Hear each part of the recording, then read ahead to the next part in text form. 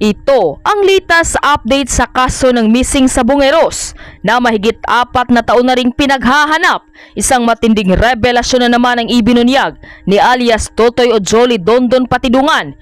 Tinukoy na niya kasi ang lugar kung saan umano tinumba ang mga nawawalang sabongero bago ito itinapon sa Taal Lake. Matatanda ang una ng ibinunyag ni Patidungan na may nasa 15 pulis ang sangkot umano sa pagpapatumba sa aabot sa 100 sabongero. Isa sa idinadawit niya ang isang police official na kilala nila sa call sign nito na Vito. Samantala pahirapan man ang pagsisid, muling nakakuha pa rin ng sako sa Taal Lake ang divers ng Philippine Coast Guard habang lumalalim ang paghahanap sa mga nawawalang sabongero at sa aktual nakuha ng videong ito. Tila kakaiba daw yung nakakapa ng kanilang mga divers ngayon dahil sa tila may mga pabigat umano ito at tila may nahagipa umanong paa ng tao. Narito ang buong detalye. Ngunit bago tayo magpatuloy, huwag kalimutang i-like, share, subscribe, and click the notification bell for more updates and more upcoming videos. Maraming salamat! Ayon sa panibagong revelasyon ni Patidungan, sa isang palaisdaan umano sa Laurel, Batangas, itinumba ang mga sabongero bago sila itinapon sa Taal Lake. Pagmamay-ari umano ito ng isang pulis. Halimbawa, ngayon nila dukutin. Kinabukasan yan, pupunta yan sa bahay. Kukunin na yung 500,000 na yung suhol sa kanila. Halimbawa yung itong isang entry, 5 katao yan na gumawa ng tsupi, obligado kunin lahat yun. Hindi pwedeng itira yung isa. Kaya nga may bata doon na nadamay. Mayroon pang buntis, may pelesdaan doon yung isang pulis. Tapos pag doon ng parang katayan. Ayon pa kay Patidungan, ipinakita pa umano sa kanya ng isa sa mga suspect ang video ng ilan sa mga tinumbang biktima. Nakita umano niya na nilalagyan din ng sakong may buhangin ang mga biktima para lumubog sila sa tubig. Matatanda ang una ng ibinunyag ni Patidungan na nasa 15 pulis ang sangkot umano sa pagpapatumba sa aabot sa 100 sabongero. Isa sa idinawit niya ang isang police official na kilala nila sa call sign nito na Vito. Siya yung lieutenant colonel na police, siya yung pinaka team leader sa lahat. Siya ang monthly niya 2 million. Ang tawag ni Mr. Atong Ang yan, may call sign kami, Vito. Naniniwala naman si Patidungan na mas marami pa umanong makukuhang labi sa Taal Lake, lalo na't mahigit 100 aniya ang idinispatsa doon. Samantala nakasilid sa mesh bag ang suspicious object ng iahaw ng mga divers ng Philippine Coast Guard sa ikalawang araw ng kanilang dive operation. Tulad kahapon, maingat itong iniabot sa mga kawani ng PNP Scene of the Crime Operative sa Soko at isinilid sa cadaver bag. Mas mahirap daw kasi ang visibility nitong araw kumpara kahapon. Bukod dito, ang nakitang suspicious object ng mga PCG divers, tila may mabigat umano. At sa aktual nakuha ng video ito, tila may nahagip pa umano ng paa ng tao. In response, Pagkor, what do you think? Does that resolution sits well with you, being the regulatory body of Isabong? Mr. Chair, as guided by our top management, we are okay po with the suspending of the operations, and we will also seek approval po from the Office of the President. Well, that's good. Maraming salamat naman at this committee will not adjourn with a heavy heart. Hindi po kami pagbigyan sa aming hinihingi. Hindi naman ito personal namin. Hindi mo itong personal ni SP, hindi personal ni Secretary ni Senator Ping Lacson, ni Senator Tolentino. Kundi para ito sa mga nawawalang mga kabataan at pwede pang mawawala. Kapag, imaginein mo, 350 sultada per day at yung 350 na cockfights na yan, kung masingitan niya ng isang tsupi na entry, meron na namang mawawala ng mga bata. Meron namang mamimising. So kung hindi natin ito ipahinto, baka dadami talaga itong problema na ito. So sana yung stand mo, alam ko, yung stand mo, sana ito'y representative of the stand of the whole Pagcor management. What do you think? Yes, Mr. Chair, we are okay po with suspending the operations, and we will also seek approval from the Office of the President, Mr. Chair. Well again, ito alam ko marami magagalit sa amin dito ng mga sabugero. kumahinto itong isabong operations. Marami, hindi lang sa Bungero, kundi yung mga may hawak talaga ng mga franchise. But sana maintindihan ninyo, mas mahalaga ang buhay ng tao kaysa halaga ng pera na magiging losses ninyo kapag nahinto itong isabong. Hindi po, wala pong katapat na value of money ang buhay ng tao. Kahit na sabihin mo, manyunyupi yan. Manyunyupi yan. Sabihin mo, masamang tao yan dahil manyunyupi. Pero buhay pa rin ng tao yan. Wala pong katapat na pera yan. Walang halaga ng pera na makakatapat yan. So, Senator Tolentino, go ahead. Mr. Chairman, before Yes, sir. uh, we believe that this action to be taken would get the cooperation of the others. It will get the cooperation of everyone. Pagka gusto nating mapatino ito. Thank you. Thank you, sir. Senator Tolentino, yan po. Matanong ko lang po sa PAGCOR.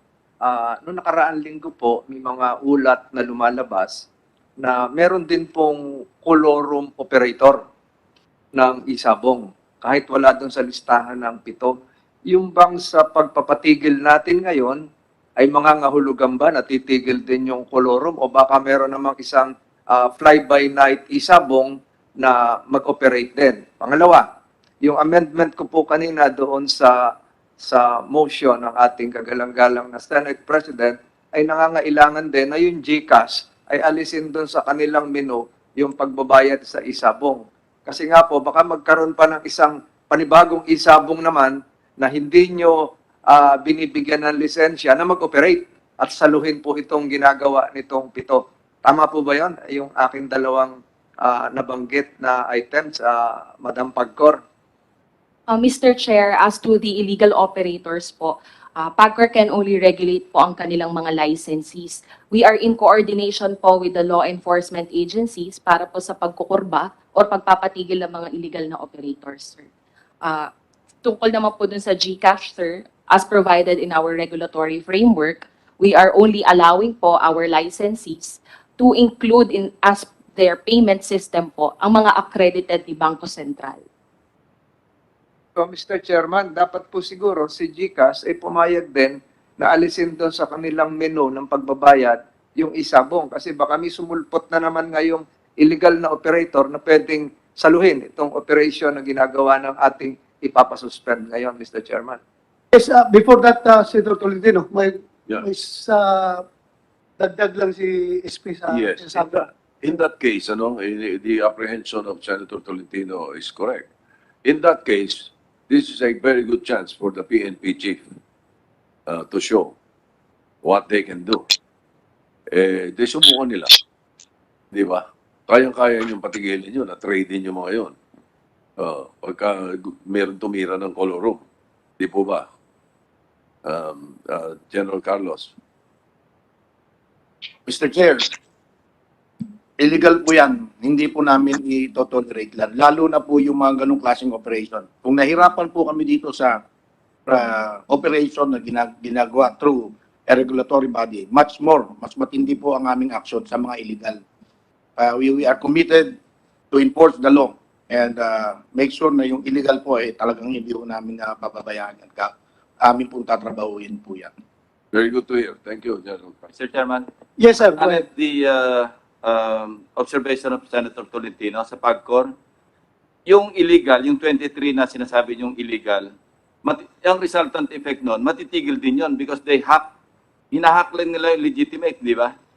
So pag nasuspend yung licenses ng mga legitimate operators ng isabong, necessarily, wala sila mahahack kasi wala activities yung legitimate licenses. Is that a correct statement?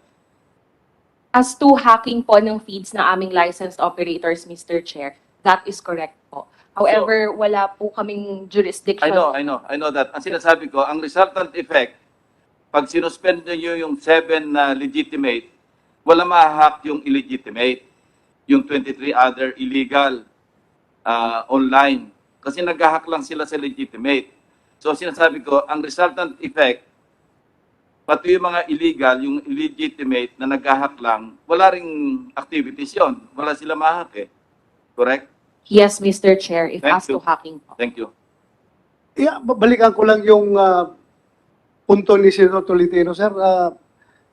Yung about pag-remove ng GCash at ng PayMaya doon sa isabong platform. Kayo rin ba nag-regulate yan or other agencies regulating this matter? Sir? Central Bank?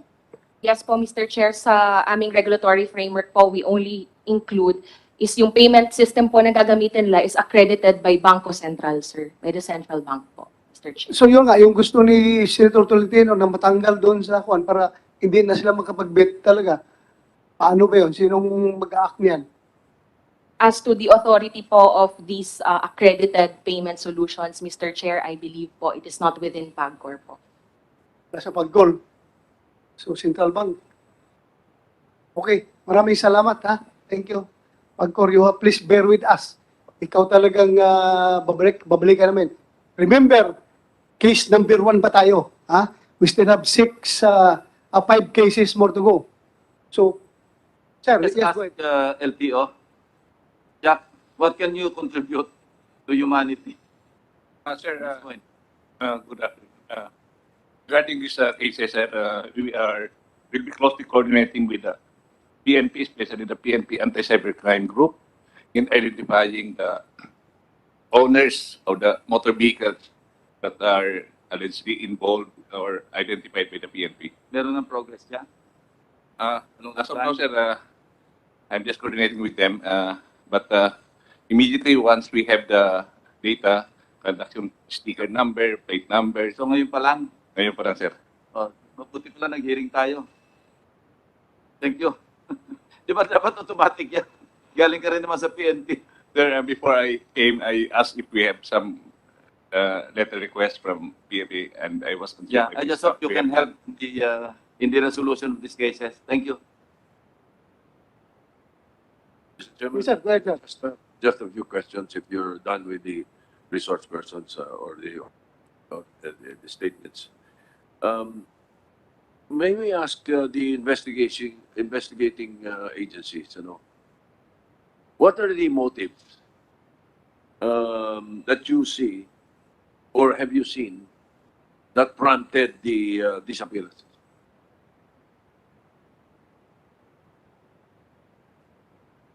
Mr. Chair, sa mga insidente po itong nawawalang mga sabongero, ang isang nga unang lumalabas po dun ay yung Jope. Kasi hindi na tama yung palaro dahil meron pong itong tinatawag nilang Jope. So ito ang isang posible dahilan kung bakit po nagaganap po ito. So kaya po yung aming pong pag-iimbestiga ay tuloy-tuloy. Kaya po kami nagkaroon po ng, through the CIDG, actually sir, immediately directed po the CIDG. Pero hindi po namin tinigil yung pong individual na pag-iimbestiga at the local level. Kung nangyari po yan sa Laguna o nangyari sa Manila, tuloy-tuloy din po yung local effort.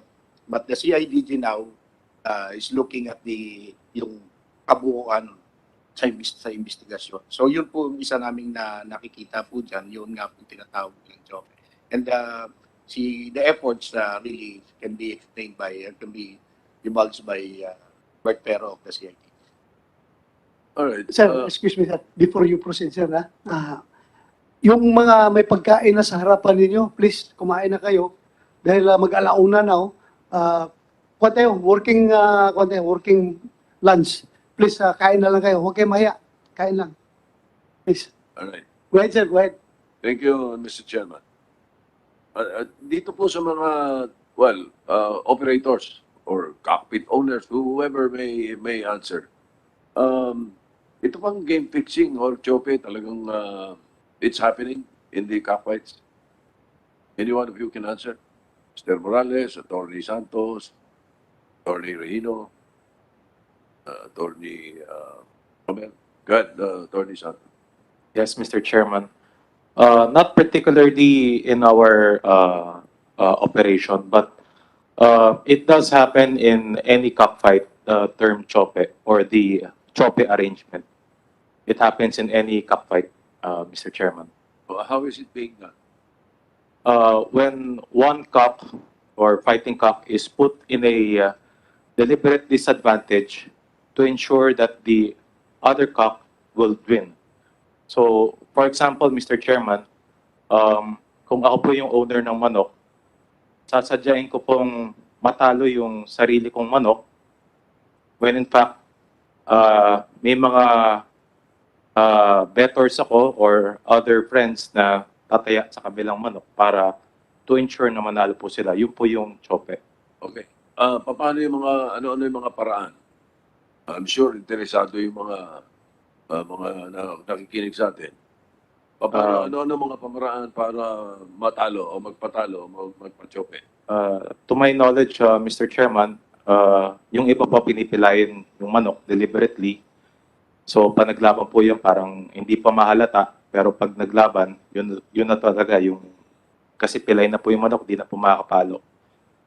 Yung iba naman po, parang, ang alam ko, parang pinupurga sa gabi para pagdating sa actual fight po, mahina na siya. So, di na rin po siya lalaban. And ang alam ko, there are other means po being employed by, I should say, parang syndicate na rin po to, na yun na po yung ginagawa nila para to ensure a winning. Has this disappearances happened in the past? O ngayon lang yan naging matingkad dahil sa isabong? Ano bang mga alam ninyo ng mga pangyayari? Mr. Chairman, I do not know with respect to other cockpit operations or sabong operations kung may ganitong po mga incidents. So, go ahead, sir. Ano? Just to pursue that point, kasi yung POP is just a theory, di ba? Going beyond the theory is the motive. So yung chope is just a means to sa motive which may be double cross, di ba? And that's you're pursuing. Yun yung pursue nyo. Kasi ba't ka mag-chope? Kung chope lang, siguro, wala masyadong problema. Pero ang mas malalim doon, pwedeng nagkaroon ng double cross. Mas mabigat yun, di ba?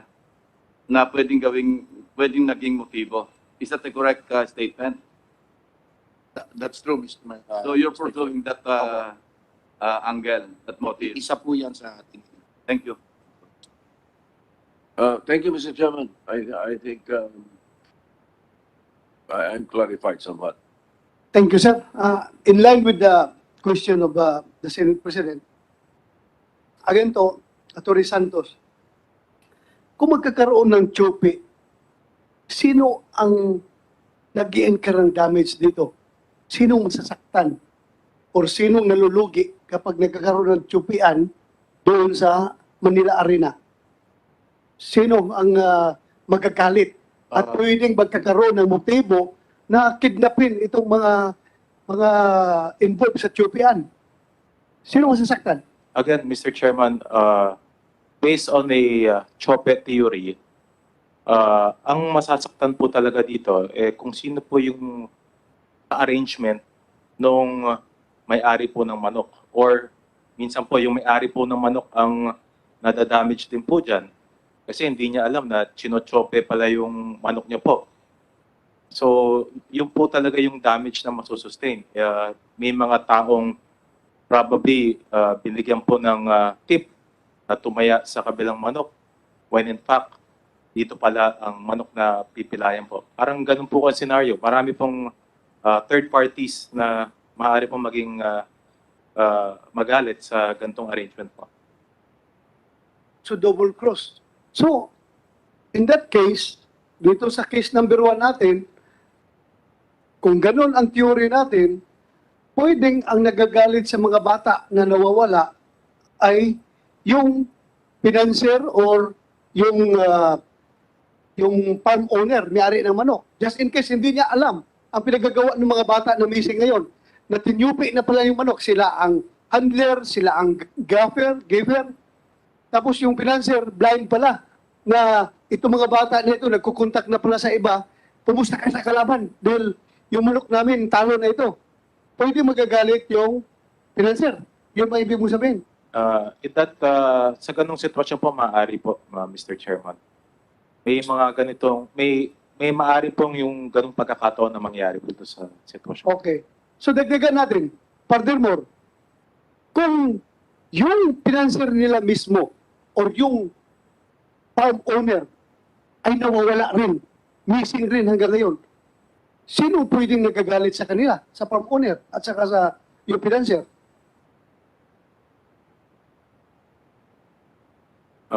Yan po, I'm sure it goes higher and higher.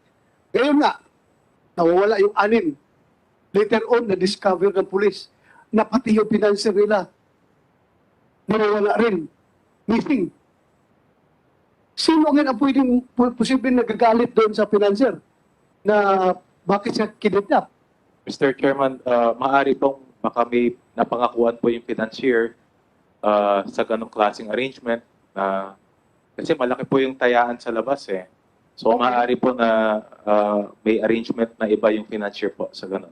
So can you categorically say na yung Manila Arena, as far as case number 1 is concerned, ay hindi masasaktan in any manner, in any way, sa panyunyupi ng 6 na bata na yon? Mr. Chairman, actually yung Manila Arena po, yung management ng Lucky 8, we reviewed the fights po ng entry po nila during that night. And after reviewing it, we believe na wala pong panyonyope ang nangyari po sa entry po nila. So, kung walang panyunyupi, sabi ng PNP, ang motibo is panyunyupi. Ngayon, sabi ninyo sa nireview ninyo, yung records ng fight ay walang panyunyupi. Bakit biglang naglaho itong 6 na bata na ito? Biglang nawala. Ano ito? How can we reconcile this Yes. facts na sinasabi mo? Like I was saying, Mr. Chairman, kasi po, ang Lucky 8, kami pong mga operator ng Isabong, we are just merely a service provider po ng Isabong. Kasi po, ang Lucky 8 po, either po kung sino po manalo dyan sa manok na yan, hindi po kami, wala po kaming vested interest na, wala po kaming pakinabang po. Either kung sino po manalo na yan. Kasi kami, ang Lucky 8 po, commission lang po kami. We get 5% commission po sa kada laban. At yun po yung pinamimigay namin yun po yung pinababayad po namin sa aming. Okay, parang gusto mong sabihin na manalo, matalo sila, manyupi o hindi, safe yung Lucky 8, meron kaming kita, may income kami, so wala kami pakialam dyan sa ginagawa ng sindikato. Yan ba yung punto na gusto mong palabasin? Hindi naman po, Mr. Chairman. Nabanggit ko nga po, we maintain po yung integrity ng mga cockfights po namin every event. So you mentioned about integrity. Pag nanyupi yung mga bata, hindi kayo magagalit. Nasisira yung integrity. Nasisira yung pangalan ng inyong sabungan dahil nagkakaroon ng tsupian dyan sa inyong operations. Hindi kayo magagalit? Hindi kayo masasaktan? Mr. Chairman, ang protocol po ng kumpanya pag merong ganyang tsupian is just to disqualify po entirely yung buong grupo po nila. Then they will not be allowed to participate in any other cockfights po of the company. Yun lang po yung magiging protocol po namin dyan. Okay. As far as you know, meron tayong 7 na licensee from PAGCOR. Among the 7, iisa lang kayo, yung Lucky 8. Meron 6 na potential or actual or real kakompetensya ninyo. So, kung hindi nyo ma-maintain ang integrity ng inyong operations, ng isabong operations ninyo, posible na yung mga bettors ay lilipat doon sa ibang isabong operators. Di ba? Iiwanan kita. Ayaw na namin dyan magsugal sa lakit dahil maraming chupi dyan. Dito na kami magsasabong sa ibang palaro. Kung wala kayo ng income, okay lang sa inyo, hindi kayo masasaktan. Masasaktan po, Mr. Chairman. Kaya po, we always maintain po yung integrity po ng mga laban po namin. At we always make sure that fair yung labanan ng mga cockfights po namin and quality rin po yung mga palabas. Kaya po, we don't tolerate po yung tsopean sa Lucky 8 as far as we are concerned po. Kasi, you know naman po ang gambling eh. If na-mix po ang gambling ng dayaan, so it's no longer gambling. Kumbaga, Okay, you don't tolerate. You don't tolerate. Ayaw ninyo yan. So, ibig sabihin, galit kayo pag may manyunyupi. yes, Okay. Mr. Chairman. Okay. You know why? We are trying to establish motives here. Kung sino ang tinatamaan, sino nagagalit sa ganung klaseng operation. But we are not pinpointing anybody na sila talaga ang may kagagawa nito. This is investigation. Talagang i-establish natin muna yung motive dito sa pagkawala nito mga bata na ito. So, thank you for answering my questions. Maraming salamat, Atty. Okay, thank Yes, you. Mr. Chairman. So let's proceed now to case number 2. Tapos na tayo lahat. Meron pa bang case number 1 na magsalita? Wala na? Okay na tayo? Case number 1? Please, maraming salamat ha.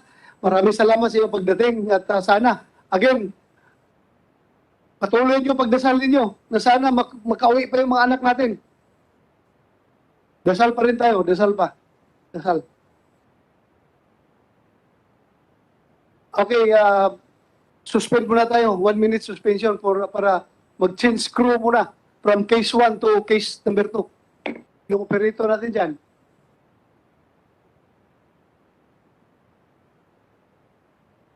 Shown on the screen is the timeline of our investigation. Case number 2 occurred on January 13, 2022 involving 4 missing cockfighting aficionados, all residents of Tanay, Rizal, and reported last seen after attending a scheduled derby at United Association of Cockpit Owners and Operators of the Philippines Incorporation in Barangay Palasan, Santa Cruz, Laguna. Shown on the screen are the details of the missing persons. So, puro taga Sampaloc, Tanay Rizal ito. Kasama ito nung nawawala rin sa Manila. No, Your Honor. Sa Santa Cruz sila, bali sabay lang yung date nung pagkawala nila, Your Honor. Kaya nga, alam ko itong case number 2, case number 3, number 4, yung 6 na ito, 4 out of 6 nangyayari dyan sa Santa Cruz, Laguna, sir. Santa Cruz, Laguna. Yes, sir. Napaka Anyway, anong estimation mo dito? Anong nauna? Ito or yung sa, parang yung date 13, January 13. Sinong nauna? Itong case number 2 o case number 1? Parang sir, lumalabas, sir, parang mas nauna itong Laguna incident, sir. Nauna ang Laguna incident. Yes, sir. So, napakalaking grupo ito. Iba yung nangiidap doon sa Santa Cruz, sa Manila. Iba rin yung nangiidap doon sa Santa Cruz, sa Laguna. Kung halimbawa simultaneous, ibang grupo rin yun. What do you think? O the same group? Ang pumick up doon sa Laguna at yung na-make up sa Manila. Your Honor, yun ang tinitignan namin, sir, kung isang grupo lang because based doon sa convoy, sir, may gray van na kasama galing moving out from Manila Arena. And it appears na parang gray van din, sir, yung if I'm not mistaken, sir, gray van din ata yung gamit ng Laguna. So gray din yung sa Laguna. Ito, gray rin itong sa Manila. Wala kang timeline? Hindi mo makuha yung oras? Most probably, kailan nangyari itong sa the same day. Yung sandali Show us the timeline. Investigation. Meron kayo? Sana ma-establish natin kung sinong nauna. Kasi kung sabay ito, imposible isang grupo lang gumawa nito. Dalawang grupo ito ang nanghitap kung sabay. Pero kung mayroong enough travel time for movement, pwedeng isang grupo lang. But anyway, sige, mamaya, establish natin yan. Just continue para mabigyan natin ng chance itong mga pamilya magsalita. Go ahead. Your Honor, that's all for case number 2. We have the updates of the investigation, but the minute details of it can be better explained from by Laguna PFU, sir.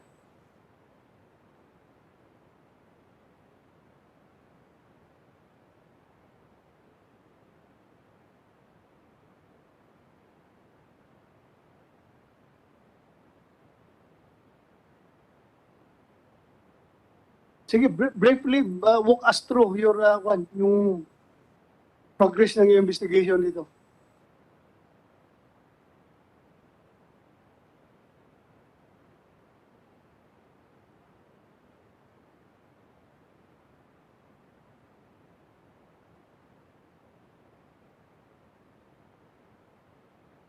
Good afternoon, Your Honor. Sir, I am Police Lieutenant Colonel Sobrepeña, Laguna, Provincial Officer of Laguna PFU, sir. Ano ka? Intel officer? Provincial Officer, sir, of CIDG. Sa IDG. Please, continue. Sir, can you please? Yes, sir. For the update, sir, we have person of interest, sir, under the name. Yung sinabi kanina, sir, na si Julius, sir. Julius, Navillo Y. Nastor, sir. person of interest. Yes, sir. Yun, sir, yung sinasabi rin kanina, sir, na yung farm owner, sir. Kasi siya yung nag-hire, sir, sa mga nawawala, sir. Nagtatrabaho, sir, sa kanya. Then nag-hire, sir, sa kanya. Saan na siya ngayon? Nawawala na rin, sir. Nawawala. Yes, sir. To include yung mga family niya, sir, pinuntahan namin, wala na rin, sir, sa addresses. Wala sa addresses. Yes, sir. Ang nandun na lang, sir, is yung caretaker nila, sir. Immediately after the incident, sabi ng caretaker nila, sir, umalis na dun sa location ng bahay nila, sir. So may kwento. May tama ito, may tama. Bakit lumayas pati pamilya? Kasi kung missing lang ito, na halimbawa naging victim ito, I'm sure the family will cry for help. Ito ngayon, sumibat kasama ang pamilya, ibang usapan ito. Di ba? Yes, So, sir. like these families, ito sila. Nawala yung mga anak nila, andito sila nagreklamo. Yun namang case ni Abilio, Julius Abilio, nawawala siya ngayon, pero pati pamilya niya nawawala. Hindi humihingi ng tulong sa pulisya. Hanapin ang nawawalang Abilio. Wala, sir. Wala. Kasi immediately after the report, sir, na nawawala na, sir, sila. Nawawala sila. Kasama ang pamilya. Ha? Yes, sir, to include these families. This is something na you have to look into. Yes, sir. Baka malaki ang kwan nito. Sige. You recognize General Pero. Your Honor, sir, as mentioned by Mr. Inonog kaganina, sir, he mentioned that particular person na allegedly yung may 200 million na allegedly na yun ang parang kinita. Pero hindi pa natin ma-prove because we are still getting the banks and other financial institution records, sir. So, in that case, pwede natin ma-theorize na yung disappearance ni Habine, ang pangalan? Abilio. Julius. Pwede natin ma-theorize na yung disappearance ni Abilio is a sign of plight or a sign of biktima siya na nagtatago, na biktima rin siya ng abduction. Two ways, sir. So, either way. Either way na siya ay victim or siya nagtatago because guilty siya sa something na but we need to prove further kung talagang siya ay siyang may ano, o ano yung dahilan kung bakit siya nagtatago, sir? So meaning, expecting siya, kung flight yung ginagawa niya, he was expecting na malaking risk back ito. Kaya pati pamilya niya, sinipti niya, sumibat sila lahat. Okay, sige. Medyo lumilinaw. Please continue. Sir, that's all for the update, sir. And to include the, we already issued representation, sir, for the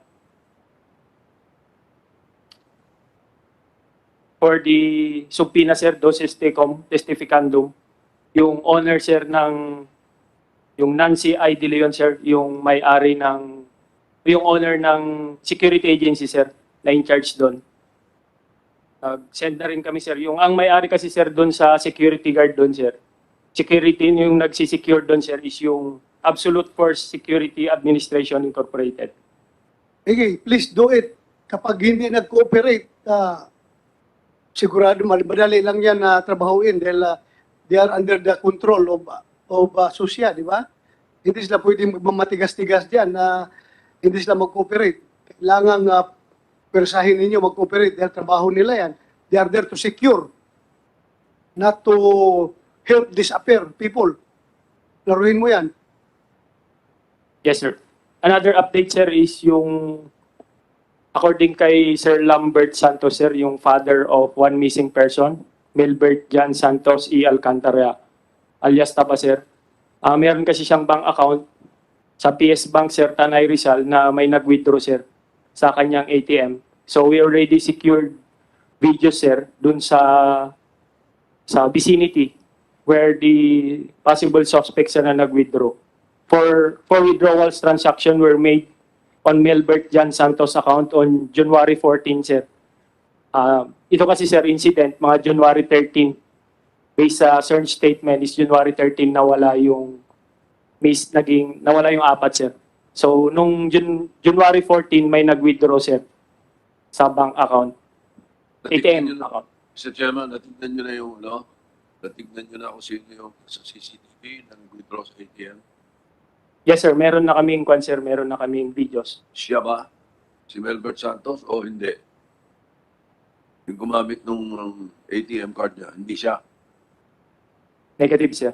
We are in the process of determining who is that person, sir. Sir, we can show it if we can show it the video, sir. If you... Sige. Sige, mas maganda para just in case may nakakilala dyan sa mga suspect na yan, matutulungan itong committee na ito para ma-identify yung tao na yan. Ipakita nyo. Correct. Pakita. Sa publiko na kakilala Yes, sir. sa inyo. We encourage the public to help us identify this particular person. Baka kilala nyo ito.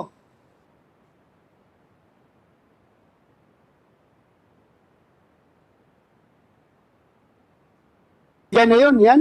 Yes, sir. Yan. Tingnan mo yung dala niya ng bag. Nasa harapan. Very familiar. Sino mahilig magdala ng baril na nakalagay dyan sa bag na yan, na dyan sa harapan? Sling bag na yan. Tingnan mo tayo niya.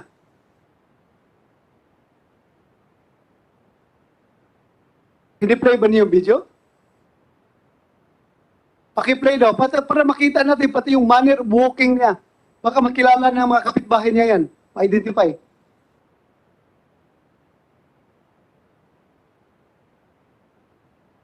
Incidentally, magkano withdraw? For withdrawal, sir, transaction that day, 10,000. First withdrawal, sir, 10,000. Second withdrawal, 10,000.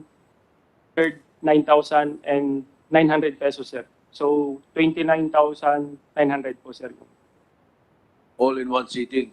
Yes, sir. Isang On balot. BDO ATM at Lipa City, sir. So we are- definitely kasama niya si Melbert at kinuha niya kay Melbert yung PIN. Yung PIN niya. Ano? Yes, sir. We already requested, sir, yung sa BDO ATM account. Kasi may sa ATM, sir, merong CCTV doon, sir. Baka mas maibigay nila, sir, sa amin. para mas malino namin makita Yeah, yung... you have asked data. Yes, sir. They're ready. Sandali lang. Sinong Padre, ikaw, Pablo Milbert? Ano pong trabaho niya, sir?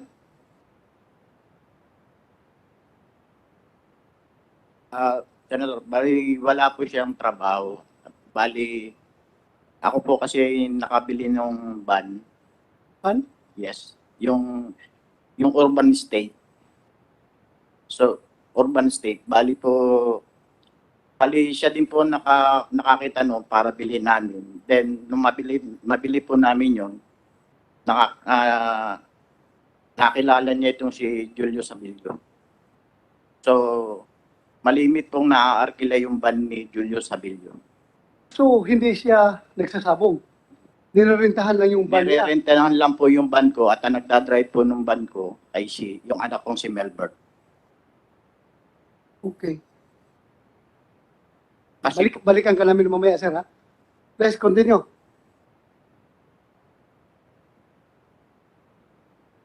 Requested for the subpoena, sir, dito, sir, sa PAGCOR, under Ma'am Diane Erica Jogno, sir.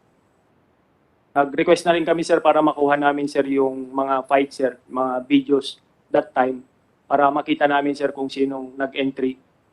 Baka nahagip, sir, yung mga yung persons of interest or any information na pwede nilang maibigay. We are just waiting for the answer of PAGCOR, sir. Okay.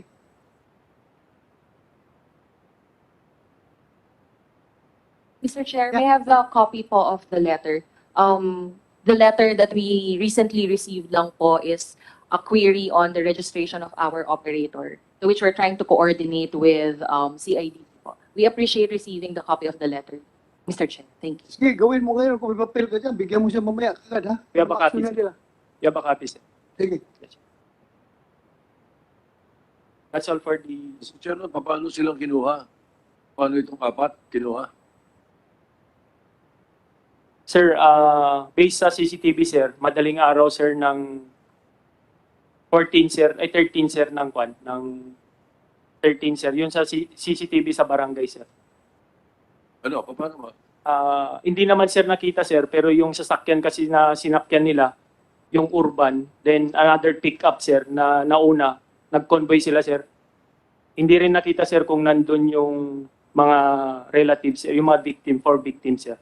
Pero meron kaming CCTV, sir, na lumabas, sir, sa cockpit arena, sir. Anong oras yun? Lumabas? 2:21, sir. Ng hapon? Nang madaling araw, sir. Madaling araw na- Yung sasakyan na lang, sir. Nauna ito. Nauna ito, sir. Nauna ito sa case 1, case 2. Alright. Mr. Chairman, paano yung... saan sila nanggaling? Ano yung cockpit na yun? Sir, based sa our investigation, sir, yung cockpit na yun, sir, is United Association of Cockpit Owners and Operators of the Philippines Incorporated, sir. Located at Barangay Palasan, sir, Santa Cruz, Laguna. Sino operator nun? Yun pa, sir, yung hinihingi namin, sir, kung sinong operator. We already submitted subpoena, sir. Atty. Santos, hindi ba ito kasama sa inyo? Itong sa Santa Cruz? Actually, Mr. Chairman, that Santa Cruz cockpit arena, that is also under Royal Octodome and we are also leasing it. So, kasama ito sa inyo? Kayo may-ari nito? Nag-lease po kami dun sa property po. Kaya kayo nag-operate nito? Apa. You're the one operating? Yes, Mr. Chairman. Okay. Alam mo, pasensya ka na, pero masasabi ko ngayon, masasabi ko na itong Santa Cruz, Laguna na arena ninyo ay napaka-notorious. 4 out of the 6 cases ay dyan sila last seen, yung mga nawawala. Ano kayang meron dyan sa arena na yan? Bakit ang daming taong nawawala dyan? Out of the 29 people na missing, ay 20 Ilan yung sa Lipa? Ilan sa Lipa nawawala? Yung 4 incidents, ilang taong nawawala? Hindi, ganito na lang. Yung 4 incidents sa Santa Cruz, 4 cases. Ilang tao lahat doon ang missing? 90. Ha? Kaya nga, ilan lahat yung sa Santa Cruz lang? Santa Cruz ito. Santa Cruz, Santa Cruz, Santa Cruz. Oh, kadami nito. 1, 2, 3, 4, 5, 6, 7, 8, 9, 10, 11, 12, 13, 14, 15, 16, 17, 18, 19. 19. WP, Santa Cruz. Ano yung WP? Anong meaning ng WP? World Pit Master. So, 1, 2, 3, 4. Kadaming tao nito. 1, 2, 3, 4. 5, 6, 7, 8, 9, 10, 11, 12, 13, 14, 15, 16, 17, 18, 19, 20. 20 katao ang nawawala dyan sa Santa Cruz World Pitmaster Arena. Separate occasion, sir. 4 cases ito. 4 na kaso of disappearances. Pero total of 20 persons ang missing na last seen or alam na mga kapamilya nila na dyan pumunta sa Santa Cruz World Pitmaster Arena. Nakakatakot na notorious itong kung ninyo. Yung arena na ito. Mr. Chairman. 23. So 23 pala. Hindi pala 20. 23 ang nawawala dyan sa Santa Cruz. Sino pwede ng Santa Cruz ng Laguna? Hindi kayo na aalarman nito. 23 katao na nawawala dyan. Wala mo lang kayo nahanap kahit isa. Pwede ng Laguna. Alam mo, sa first na pangyayari dito dapat, na may missing na 4 na tao, dapat sinusurveillance na ninyo itong arena na ito. Bakit nasundan pa at umabot pa ng 23 katao ang nawawala? Bagong PD ka ba dyan? Sino bang PD dyan? Kailan ka umupo as PD? 2021? So, sakop mo na ito. Yung latest. Pero yung 3 previous cases, hindi sa'yo. O, Pitalyo. Colonel Pitalyo, ano masabi mo dito? Tatlong instances ito. Walang alibyo. Walang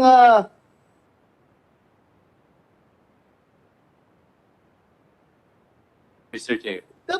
dapat after one incident, minumonitor na ninyo. Sir. Hindi na ito nasusundan. Bert, go ahead. Actually, sir, the reason behind why we were able to discover is because of the January incident. Ito, sir, parang blinater lang, pero hindi talaga na follow up. Kaya sa tingin ko, sir, hindi talaga missing person lang yung una niyang platter. So maybe our former PD could explain further. Please enlighten us, Colonel Pitalyo.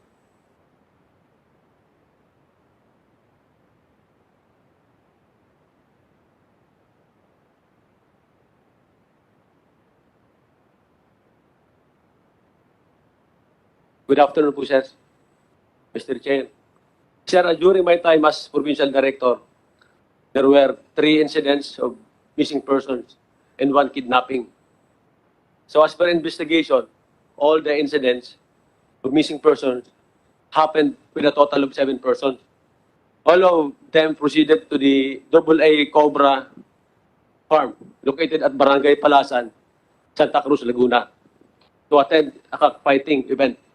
So after which, according to their families and or relatives, they failed to return and could not be contacted anymore. So with the missing persons, I personally directed the Chief of Police of Santa Cruz Municipal Police Station, who is with us here today, together with the Chief of Provincial Intelligence Unit, to exert all efforts to address the case of missing persons. Also, to closely coordinate with the families and relatives and assure them that all of the necessary effort will be done to bring back their loved ones to them. So, the former Chief of Police of Santa Cruz have her presentation, Mr. Chair. Then, with regards naman po, sir, sa kidnapping incident at San Pablo City. So, at that time when I was informed of the incident, I immediately directed the creation of SITG, purposely to have an in-depth and impartial investigation on the matter. So, I directed the SITG to get hold of the CCTV footage and preserve all the evidence.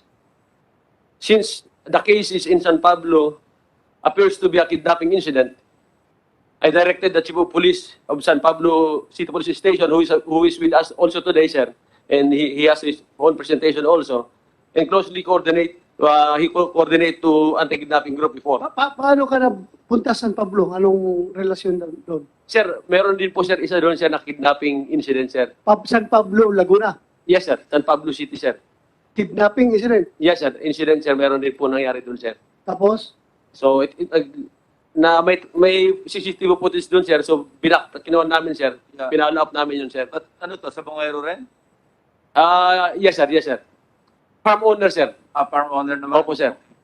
So, may I continue, sir? Sige. You mean to say, ito si Ricardo Lasco. Yes, sir. Opo, sir. Ito yung nakita natin sa Footage, sir. footage na pinasok ng ilang van Opo, sir. na naka-tactical movement pa yung mga naka-black, para naka-black patig, pero nakabunit, Yes, sir. na kung makabit-bit nung tao, paglabas, akala mo mga legal talaga. Opo, sir. Ha? Nakakatakot ito. Yes, sir. Very swift, very precise, very accurate yung kanilang movement. Yes, sir. Nakakaduda ba? Nakakaduda.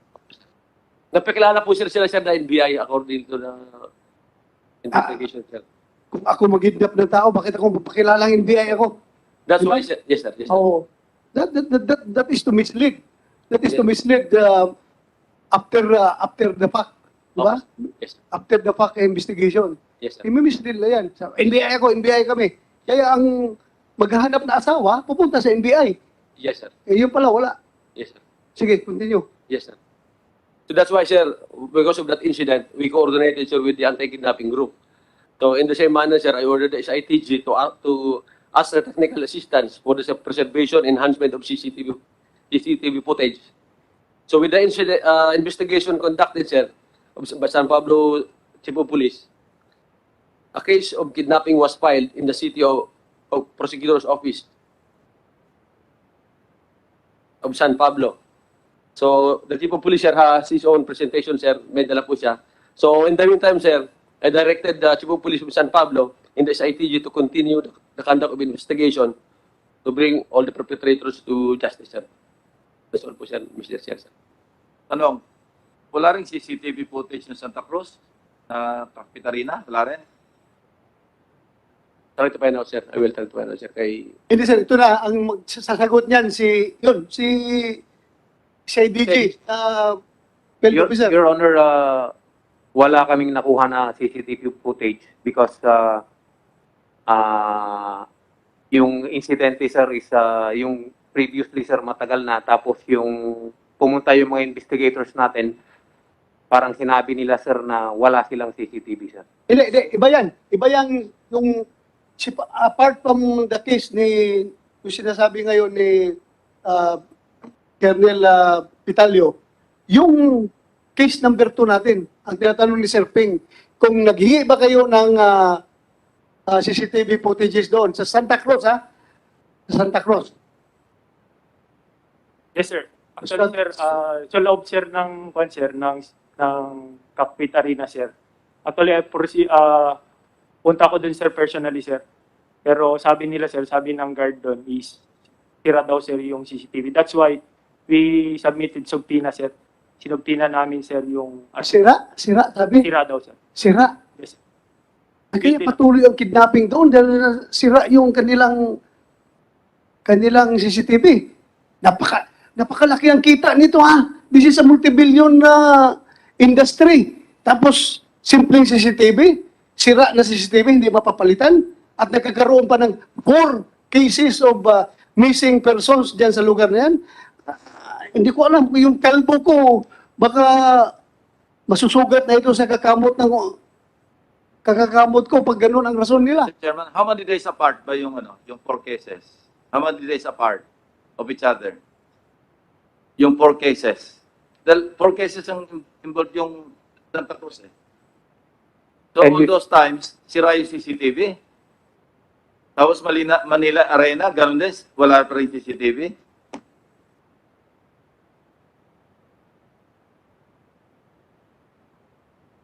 Sana huwag maging obvious itong nangyayari na ito dahil palagi na lang walang CCTV. Napakalaking kita nitong negosyo na ito. CCTV lang, hindi maayos-ayos. Mr. Attorney Santos, sa inyo man kaya ito? Bakit ngayon pabiyaan yung sira yung CCTV nyo? Ikaw man kayang presidente ng Lucky 8. Paano naging pinabayaan yung sira yung CCTV ninyo? Actually, hindi po sira yung CCTV po sa Santa Cruz po. Wala po talagang CCTV doon sa pagkakalam po natin.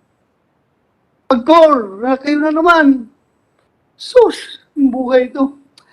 Mr. Chair, again po, yung sa licensing po ng Cockpit Arena po, it is with the LGU's jurisdiction, Mr. Chair, to license the Cockpit Arenas po. Teka muna, Mr. Chairman, with your indulgence.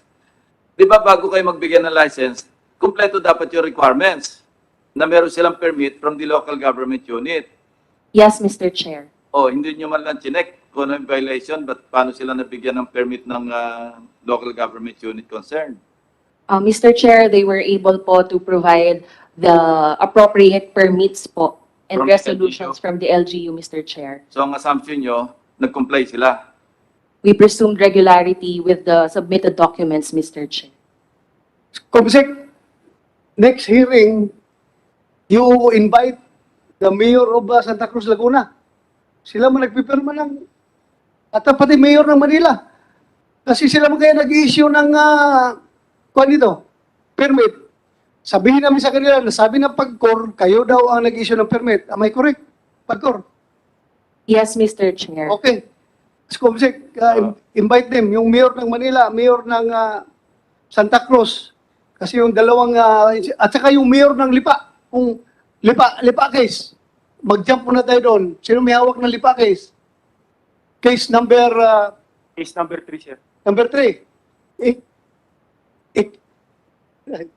Mr. Chairman, I think to avoid finger pointing, huwag na yung mga mayor imbitahan, yung BPLO.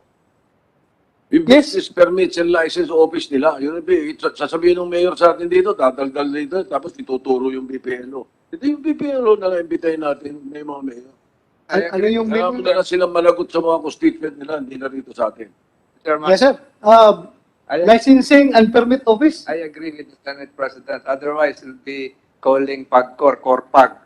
So the licensing office should be summoned. Okay, correction to my previous instruction to the COMSEC, instead of the mayor, yung chief ng Business Permit and Licensing Office ng Santa Cruz at ng Manila. Okay? Sige. Yes, sir. Will comply, sir. Yung sa Lipa, diretso muna tayo sa Lipa. Sino may hawak nung Lipa case? Tanungin muna kita, ha? Naghanap rin kayo ng CCTV doon sa Lipa? Meron? Wala. Negative na naman. Sino may-ari nung Lipa na arena?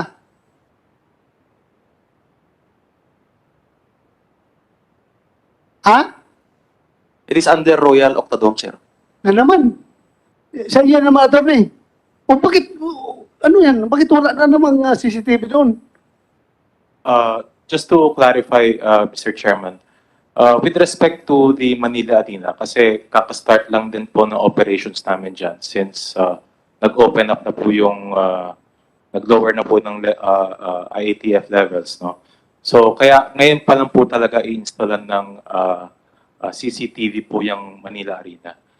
With respect po sa others location po namin, kasi wala naman po talagang ganyang incident po na nangyayari sa amin. So hindi po talaga dinim ng management to install CCTV there.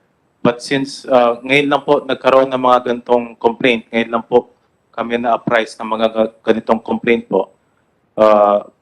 As we speak, Mr. Chairman, the management is coordinating for the installment of the CCTV. Alam mo, attorney, ako yung nagtataka. Bakit multi-million industry ito? Yan yung pinakasit, yan yung source ng income ninyo. Yung arena na yan. Simple-simple CCTV, hindi nyo malalagyan. Kahit na granting na hindi kayo ni-require ng PAGCOR. Kasi sabi ng PAGCOR, yung offshore kuan lang daw, na kaya ni-require nila. Siguro sa'yo, ako nga, bahay ko, nagsusumikap ako makalagay ng CCTV na wala akong income doon. Yun pa kayong place of business ninyo na doon kayo kumikita, hindi nyo malalagyan ng CCTV. Billion! Attorney, billion. Yun lang ako yung nagtataka. Pero sige lang. Sana tayo? Case number 2. Patuloy mo. Sino yung case number 2, nagbibrief?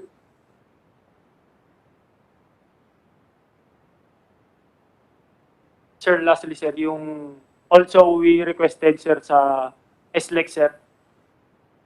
Kasi yung sasakyan, sir, from the Cockpit Arena, sir, papunta ng Manila. So, nag-request na rin kami, sir, ng subpoena, sir, sa SLEC. From Santa Cruz, papuntang Manila, Santa Yes, sir. Cruz, Laguna, Yes, sir. Oh, sir. yung sasakyan ng mga victims, Yes, sir. Yun ang way na yun ang way ng sasakyan, sir.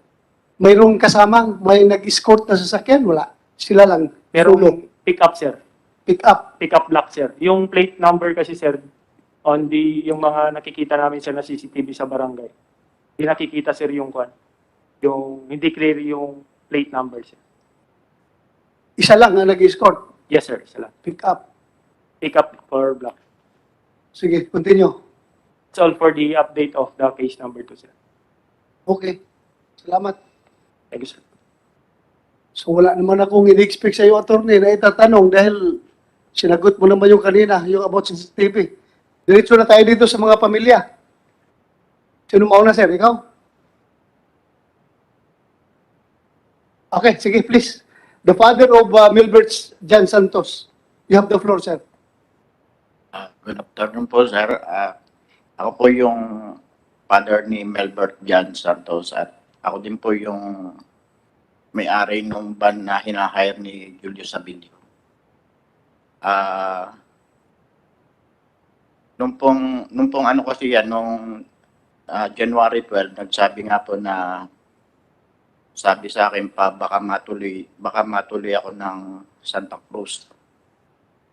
Ngayon, ang sabi ng ano ko ay ipa-change na daw namin yung van baka nga matuloy. So ayun, pinayagan ko.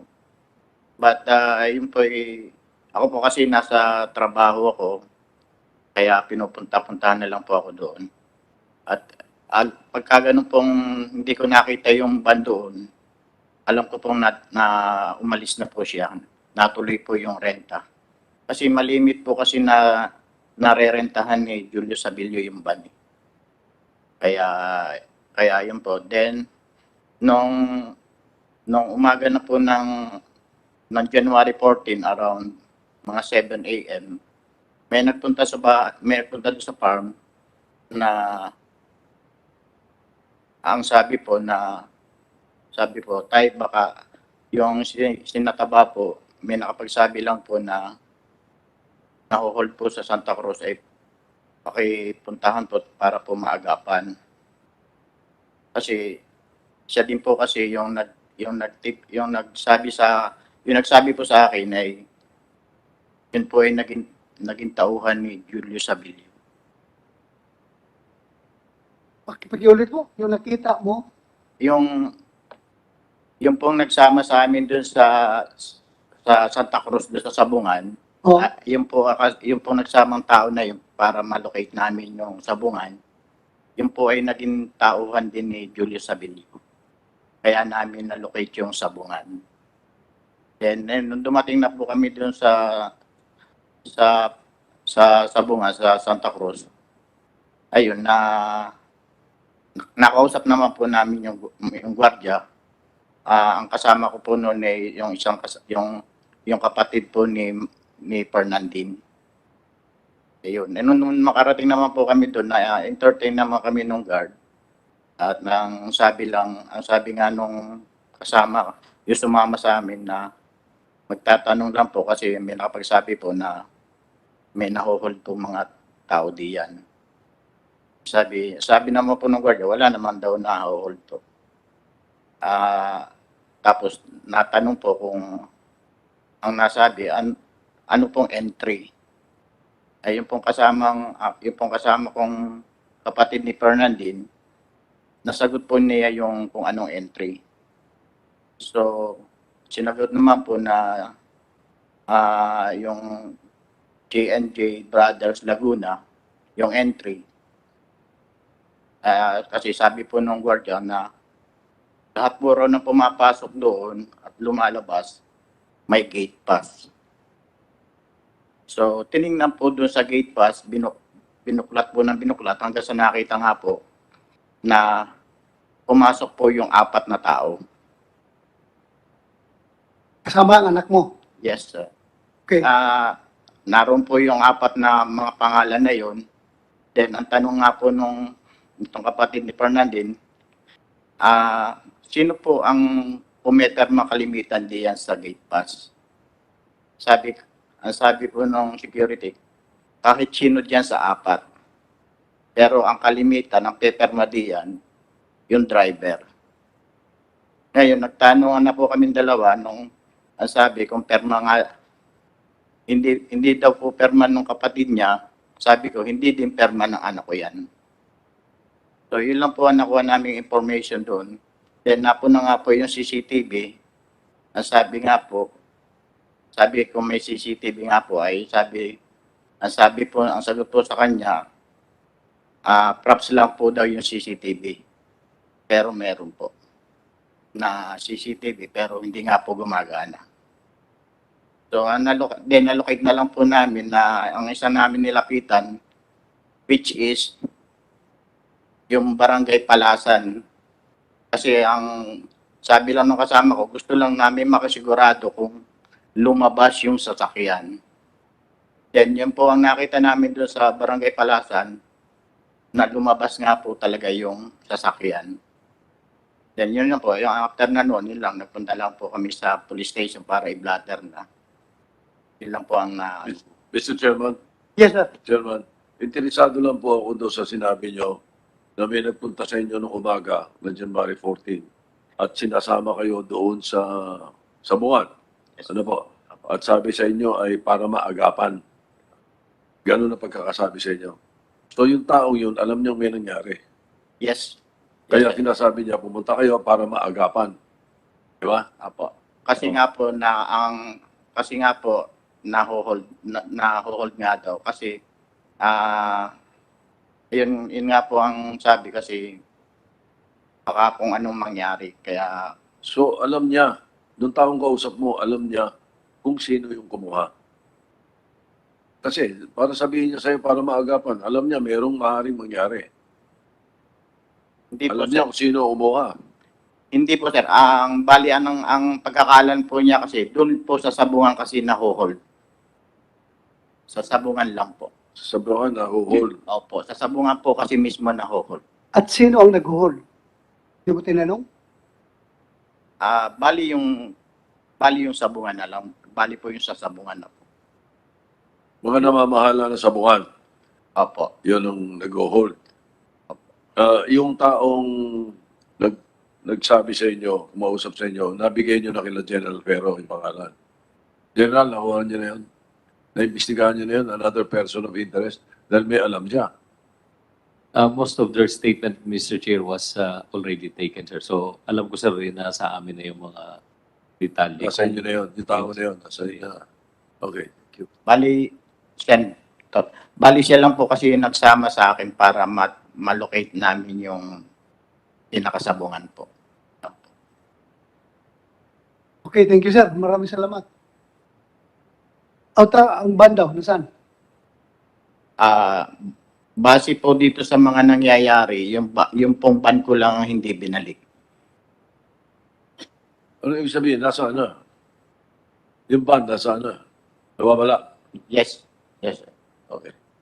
Bali po doon sa mga, yung pong kasama namin, yung FX na puti, bali iniwan po sa Tanay, doon sa, pero yun po sa akin hanggang ngayon hindi po. Pero nung pong Ano yung brand nyo? second hand po. Second hand, pero okay pa ang kondisyon. Po. Baka nagustuhan ng kidnapper yun. Gamitin pa yun nila. Nga po, yun nga po. Pero parang din po yung sa isa yung Hyundai na itim, parang hindi nababalik. Okay. So, next. Mr. Chairman. Yes, sir. Sir. Yes, go ahead. Mr. Chairman. Sir, there were information na hindi pa, sir, pala nasabi dito sa ating mga investigator. I think si Mr. Santos, na-recall nyo lang po ngayon yung sinasabi nyo. Kasi dito sa mga affidavit namin yung sinasabi nyo, hindi po namin na-record sa affidavit na binigay nyo sa amin. Kung ano po, pupunta na lang uli kami sa iyo at para punuin yung ngayong sinasabi nyo ngayon ay maidagdag sa aming nakuhang statement sa inyo po. That's all, Mr. Chair. Yeah, Mr. Chair, thank you. Mr. Senator Tolentino. Mr. Chair, for the information of General Pero, since this is a recorded public hearing, you can likewise secure a copy of the transcript. And since the gentleman here is under oath, that I think that would also suffice. Yes, Mr. Chair. Thank you po. Okay, thank you. Mr. Chairman, just for clarification, Mr. Chairman. Yes, go ahead. Dr. Santos. Yes. With respect to your earlier query as to the lack of CCTVs in Santa Cruz and Lipa, I was just informed that in Lipa, it is still undergoing construction. Most of the facilities there are still undergoing constructions, including the buildings. Kaya hindi pa po talaga ma-install ng CCTV. Same goes po sa Santa Cruz po, ganun din po. Ongoing po kasi malaki po yung property. So, as much as we wanted to install na po, ongoing pa rin po yung construction. Chairman, For clarity. yes, that's the reason. Maski under construction, nag-ooperate na, requirement yung CCTV, dapat may CCTV. Maski under construction, nag-ooperate na nga eh. And that's a requirement. Yes, Mr. Chairman. So, hindi reason yon na under But construction. what I'm trying to explain lang po, because of the ongoing construction po, hindi po makapitan ng maayos ng CCTV. That's all, Mr. Chairman. Whatever explanation you have, the fact remains that tatlong arena ninyo nag-ooperate na walang CCTV. Yun talaga, that's the bottom line. Wala tayong magawa dyan. Yan talagang the fact remains the same. And yun nga. Yeah, anyway, please, next is the partner of Melbert Santos. Go ahead, ma'am. Sabihin mo yung pangalan mo dahil tuloy-tuloy ka na sa gusto mong sabihin. Pakitanggal na siguro yung kwan para marinig natin yung kwan mo. Ilapit mo yung microphone. Thank you. Ako po si Rowelyn Ebit po. Kinakasama po ni Melbert Jan Santos. Noong 12 po, umuwi po siya sa amin ng hapon na po yun, mga 2 to 3 p.m. Nagpaalam po siya sa amin ng anak ko na may biyahe nga daw po sila pa Laguna. Tapos, ang nagsabi pa po siya sa amin na antayin daw po namin siyang mag-ina kasi pag uwi daw po niya, magpo-food trip daw po kami. Tapos noong time na, ayun na hapon na po, umalis na po siya, bumaba na po siya. Gawin niya po kasi yun, uuwi, tapos aalis para po bumiyahe pa Laguna. Noong time na po na bumiyahe siya, Papalaguna po yun, nag-live po siya ng January 12. Papalaguna po yun, Papa Santa Cruz. Tapos, tumawag po siya sa akin ng mga 11 p.m. po yun. Nandun na nga daw po siya sa farm ni Julius Habilio po. Kasi, sinundo na po niya dun yung asawa nga po, si Magbanua, yung po nag-aalaga ng manok. Sabi po niya sa akin, tatawag na daw po siya ulit, magkakarga lang po daw po sila ng manok. Tapos yun na po yung huling contact namin, hindi na po siya tumawag ulit. Hindi na rin po siya nagre-reply sa tawag namin. Hanggang sa nalaman ko po na, yun nga po sa kapatid po ng asawa ko na si kuya nga daw po niya, naho-hold sa sabungan. Excuse me ha, sa inyong dalawa, may nakakakilala ba kay Sabilio? Na-meet na ba niyo yung Sabilio na yun? Wala, hindi po namin na-meet po. Hindi pa niyo na-meet? Kayo po, kayo. Na-meet mo? Sino nakamit kaya sa Sabilio? Kayong tatlo. Pagkatapos ito, tanungin ko kayo kung anong tingin nyo kay Sabilio. Ha? Sige po, tuloy po, ma'am. Tapos po nung time na hindi na po namin siya makontak, kung kanino na po kami lumapit para po mahanap siya. Kasi hindi na po siya umuwi sa amin. Hanggang sa nagpamilya na po kami. Kasi nababagalan po talaga kami gawa ng buhay po ng mga mahal namin sa buhay nakasalalay dito eh. Para po kasi kami nangangapa. Hindi namin alam kung saan namin siya hahanap. Tapos po yung number po nila, may times po na patay, may times po na magre-ring siya.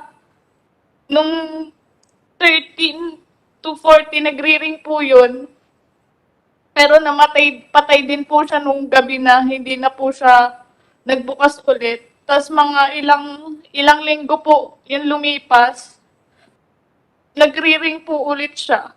Yun po yung huling ano po namin. Kaya gusto po namin sana mag-request ng subpoena po para po dun sa mga number. Sa mga number po ng mga asawa namin kung saan po huling nag-ring yung cellphone. Kasi hindi po talaga namin alam kung anong nangyari. Yung gusto lang po namin is pati po yung sa CCTV sa loob ng sabungan. Sana man lang po maipakita sa amin kung ano po talaga yung nangyari sa loob. Kasi nung time na nagtaka din po kasi kami yung sa Facebook account po nung asawa ko. Meron pong nagbura nung live po niya ng January 12 nang papunta po siya ng Santa Cruz. Nabura po yung live niya. Hindi po namin alam kung sinong nagbura nung live na yon. Kasabay po nun yung pagbura nung conversation po namin mag-asawa. Kasi po nag-send po siya ng ng picture niya na nandun na po siya sa sabungan po sa Laguna. Sigurado na yung nagbura noon ay yung mga tao na may hawak Yung may sa asawa mo. Opo, O, siguro. kasi sila may hawak ng cellphone eh. Opo, Kontrolado nila yung husband mo, kontrolado na cellphone, sila ngayon na nagbura noon. opo. Tsaka nag-aano din po ako na kasi yung asawa ko po, driver lang po yun eh. Wala siyang alam sa sabong. Ba't pati po siya dinamay? Bata pa po yung anak namin eh. Lagi na siyang hinahanap.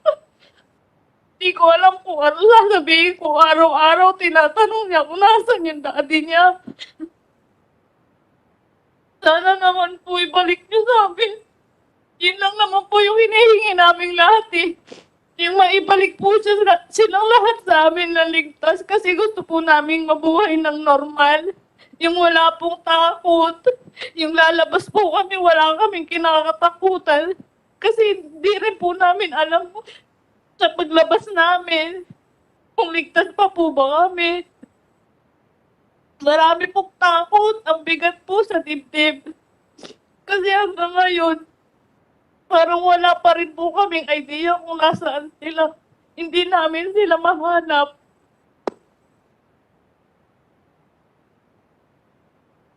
Sige, maraming salamat ha. Thank you very much. Ramdam namin yung paghihirap mo, but wala, we just hope for the best. Sana buhay pa sila. At kung sila'y patay na, sana makita yung kanilang katawan. Next is the wife of Manny Magbanwa. Go ahead, ma'am. Ako po si Geraldine Magbanwa, asawa po ni Manny Magbanwa. Nung gabi po na sinundo yung asawa ko sa farm, nila Ferdinand at saka nila Melbert. Siya po yung handler doon sa farm ni Julius Savilo. Bago lang po kami doon, 2 weeks, magto 2 weeks pa lang po kami doon sa farm. So, nakilala mo si Julio Savilio. Opo. Anong tingin mo sa kanya? Anong klaseng tao? Ano naman po siya, mukhang mabait naman po siya. Parang hindi naman po siya gagawa ng parang wala siyang alam. Parang, hindi ko po alam yung itsura niya. Parang inosente. Yung honest opinion mo. Opo. Tingin mo ba siya nasa likuran ng pagkawala ng asawa mo at ng kasama nila? Tingin ko po. Ha? Tingin ko po, parang siya po. Parang siya? Bakit? Kasi siya po yung financer at saka siya po yung amo na nag-aano sa mga tao.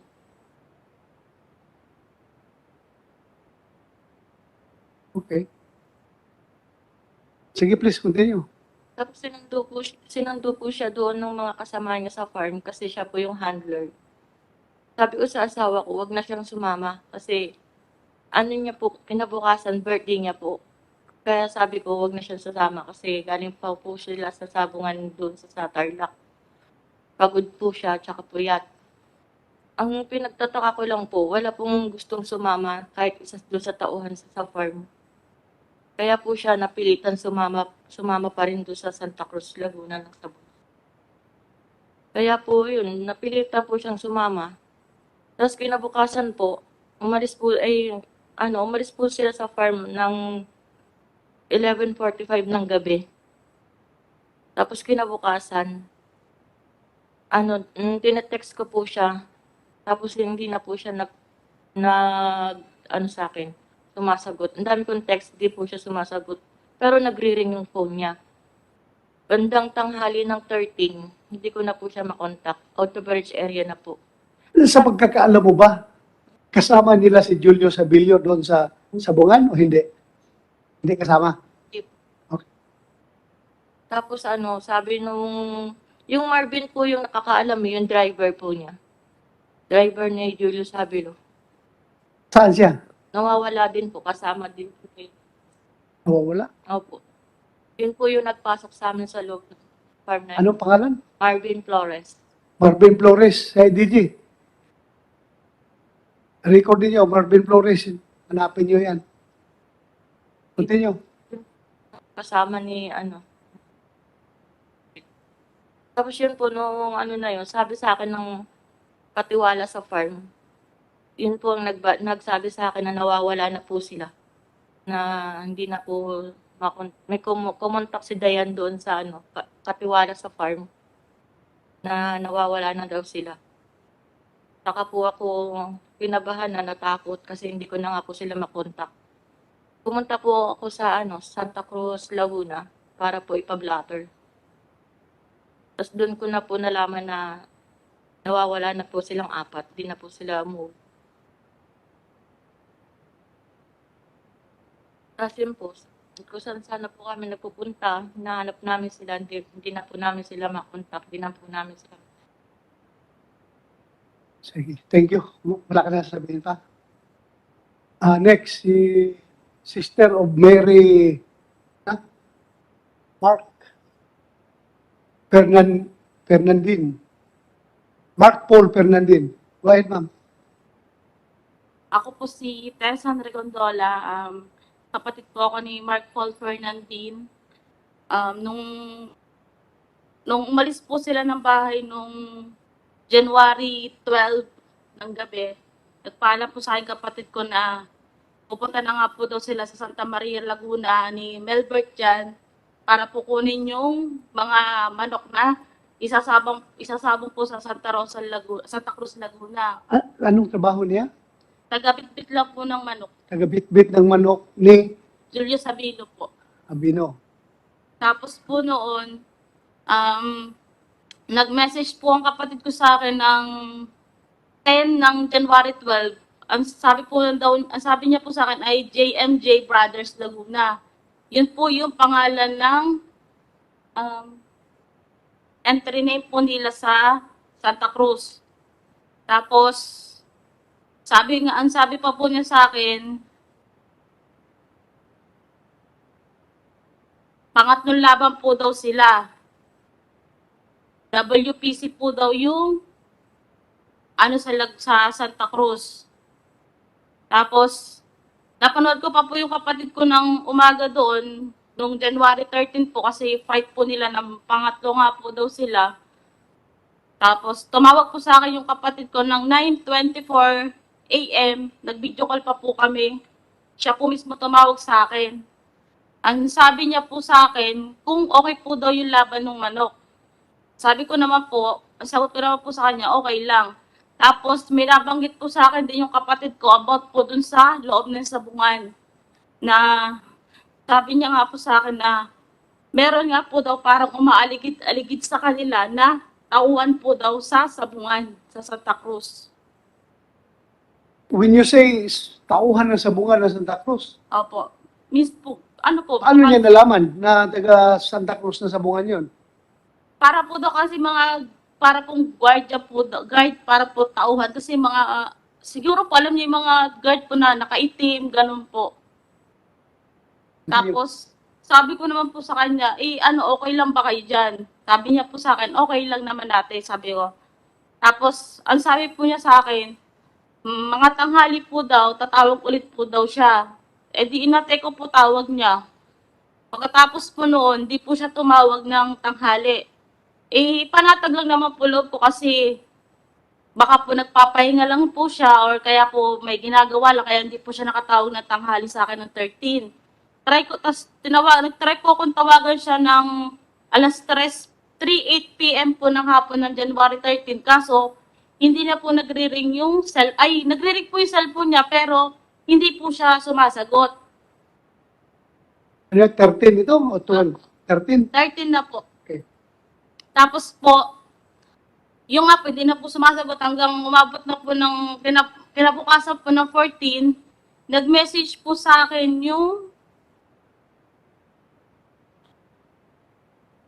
yung Hana Bonan po na kinakasama ni Marvin Flores. Nung driver Yung driver? po. Sa Bicol. Okay, anong message niya? Ang sabi niya po sa akin, ate, may importante akong sasabihin. Sabi ko, ano yun? Bakit? Sabi niya, nakokontak mo pa ba si na Mac? Yun po yung kapatid ko sa sabungan. Sabi ko, hindi, bakit? Sabi ko sa kanya ganon. Tapos sabi niya, basta ate, tatawag ako mamaya, importante lang. Tapos, nag-send po sa akin siya sa messenger ng emoji po ng malungkot. Tapos sabi ko, bakit may nangyari ba? Sabi ko po sa kanya ganon. Tapos sabi, basta malalaman pa, kawawa naman sila. Yun po ang sabi nung Hana. Sabi ko, bakit nga? Parang doon na po ako nabahan. Tapos ang sabi niya po sa akin, di pa namin alam kung saan sila dinala. Tapos sabi ko, ano, bakit? Saan sila dinala? Tapos sabi niya po sa amin. Tapos nag-reply po siya sa akin na, kahapon ko pa sila tinatawagan, pati si Taba, hindi po sila makontak.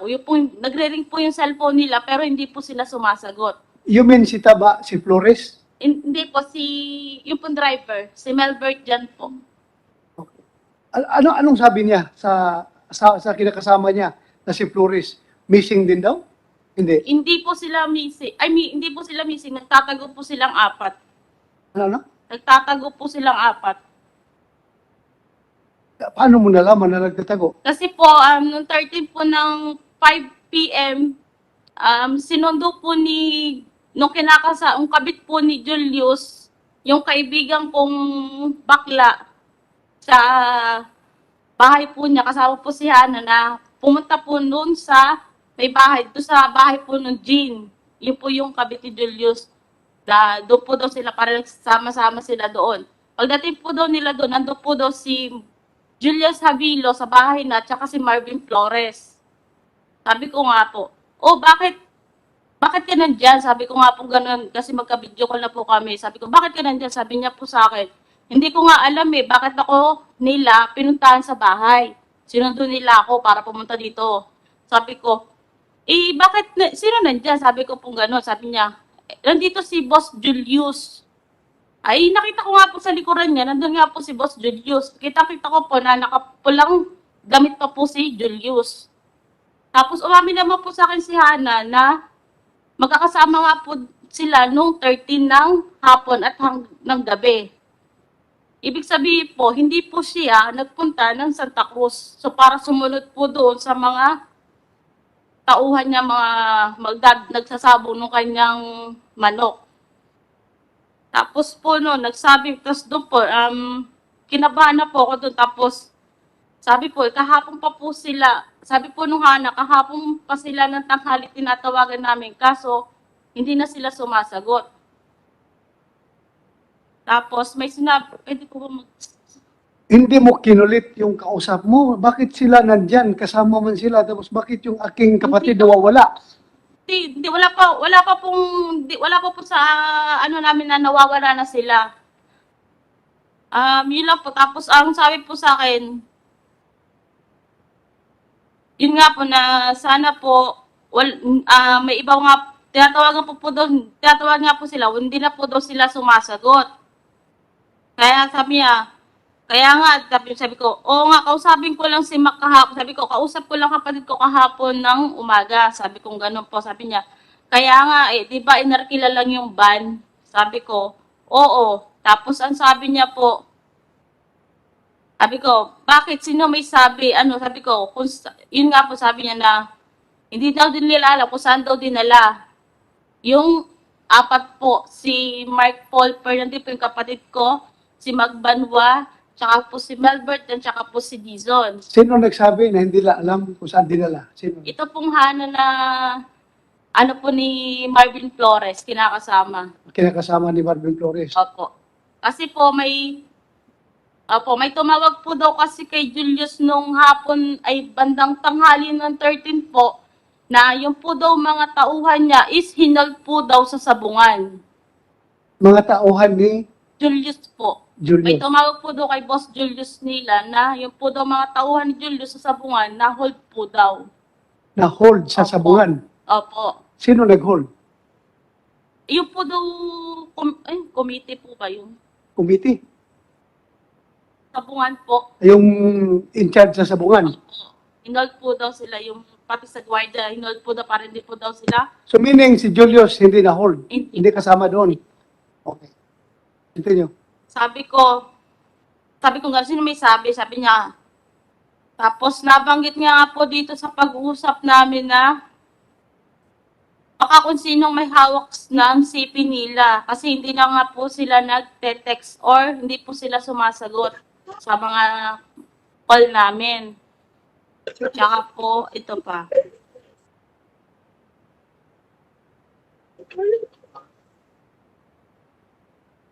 Yun nga po, Sa IDG, Bert, ate, kahapon pa sila. sandali ma'am ha, sandali.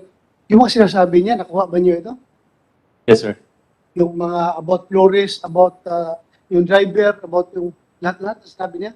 Based dun sa ating Laguna chief, sir, ang hindi lang nila na kumpletong salaysari yung kay Mrs. Santos, yung pangalawang. Okay. Sir. Pero the rest, sir, nakuna ng affidavit yan, sir. Please continue. Tapos po no na, ate, kahapon pa sila dinala ng mga tao ni Atong Ang. Sino nagsabi na tao ni Atong Ang? Ito pong si Hana, dahil yun po daw ang sabi ata dun sa Boss Julius nila na tumawag po ng tanghali. Si Julius, May kausap po dun sa loob ng sabungan na para pong nagsabi na yung mga bata mo is hinold dito sa loob ng sabungan. Na mga po daw ni Atong Ang. mga tao ni Atong Ang, Opo. ang nag-hold. Yun po ang sabi sa akin. Kasi po sila po magkakasama no, kaya po alam niya kung ano mga pinag-uusapan. Na-report ba niyo kagad dito sa police? Nung 14 po, nung pagkasabi pa lang po niya sa akin na ganito na po, yun nga po, ako nagyaya po, pinunta ko po si tatay dun sa trabaho niya, tapos niyaya ko na nga po siya sa Santa Cruz. Police? Hindi po, nagpunta po muna kami sa Sabungan po, Alam niyo, dapat diretso kayo sa police. Dahil may informasyon kayo na sinabi mo kaya na hinold ng mga tao niya itong hindi yung po kagad kasi kami dun muna nagpunta, sir. magpatulong kayo sa police para makuha yung anak. Kasi yung inalam po muna namin talaga kung talaga po talaga na-hold sila. Kaya po mismo sa Sabungan po kami nagpunta. Tapos, nagyun nga po, ang sabi po nung guardia sa amin, tinanong po yung entry name nila, ang sabi ko nga po is JMJ Brothers Laguna. Pero, yan nga po, binuklat nga po nila. Sabi niya, ate, nag-out na po sila ng 14 ng madaling araw, 2 a.m. Yun po ang sabi sa amin. Sabi ko, pwede po ba makita yung, sabi ko nga po, siguro naman po meron po kayo dyang entry pass at saka out pass. Sabi niya po, meron naman po, kaya po, pinakita po sa amin. Sabi ko po, yun nga po, nakita ko po yung pangalan nilang 4 doon. Tapos, tinanong ko po, kasi po may 3 perma po yun eh. Pipirma ka po sa 3 yun. Sabi ko, para sa po itong, sino po mga po member na ito? Para saan po ito? Yung po daw pinakahuling perma doon is doon nga po daw sa 4 na tao kasi po daw pipirma doon. Itinanong ko po si tatay kung pirma po ba yun nung anak niya. Ang sabi naman po sa akin, hindi. Tapos, ako rin po, hindi rin po yung perma na kapatid ko. Doon na po kami nagtaka. Alam mo yung perma ng kapatid mo? Opo. Tapos kinumpara mo doon sa nakapirma Opo. sa log-out. Hindi niya pirma? Opo, hindi po. Nasaan yung papel na yun? Sa DJ. Dapat makuha niyo yung papel na yun. Sir, Makuha niyo yan? kunin namin, sir. Tapos halata po kasi na iisang kamay lang po ang gumawa nung outpass po nila. Sulat kamay. Isang sulat kamay lang po ang gumawa nung outpass nila. Sa 4? Opo. Halata. Nakita mo Opo, talaga na nakita. isang pirma lang? Opo, kasi po pinuta po kami ng CIDG. Mabuyaw po ba yun? Yun po. Tapos, pinakita ko nga po yung outpost nila na ito po yung, sabi ko, sir, ito nga po yung outpost nila. Tapos sabi niya, ay, oo ate, iba yung, iisa lang ang halatang pineke yung kasi iisa lang ang sulat kamay. Hindi sila ang mga sumulat nito. So, in line with that, magpatulong si Atty. Santos. Atty. Santos, magpatulong kami sa iyo ha, na makuha yung Chairman, logbook, Mr. Chairman. Yes, Mr. Yes, sir. Yes, sir. CIDG, Director, madali masolve ito Kayang masolve ito. Thank you. Please continue. Tapos nga po yun, sabi ko po doon sa gwardiya, sir, total naman po, may nakita po kasi ako ng 3 CCTV sa may gate po nila. Sabi ko, sir, tanong ko lang po, gumagana po ba yung CCTV niyo sa labas? Pwede po ba namin makita kung talagang lumabas po sila ng Sabungan? Sabi niya, sabi po sa akin ng gwardiya doon na nag-entertain po sa amin na, ay ma'am, hindi po, props lang po yan. Yun po ang sabi po sa amin. Tapos sabi ko po, siguro naman po sir, sa loob po niyan may gumagana naman po kahit papaano. Ang sagot nga po sa akin, ma'am, oo po, meron naman po. Sabi ko, kung sakali po kailanganin po namin, pwede po ba namin mahingi? Ang sagot po niya sa akin, pwede naman po, ma'am. Tapos po nun, wala na po kami nakuhang information about doon po sa Sabungan.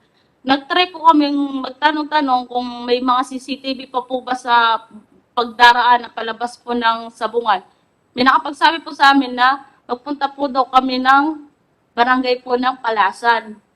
Baka po makakuha kami doon kahit isang man lang para po makatiyak kami kung lumabas nga po sila. Yun nga po yung nakuha namin na isang CCTV lang po na palabas na po talaga siya ng Palasan. Pero hindi lang naman po namin alam kung sila pa po ang sakay nung van na yun, nung sinakyan nila.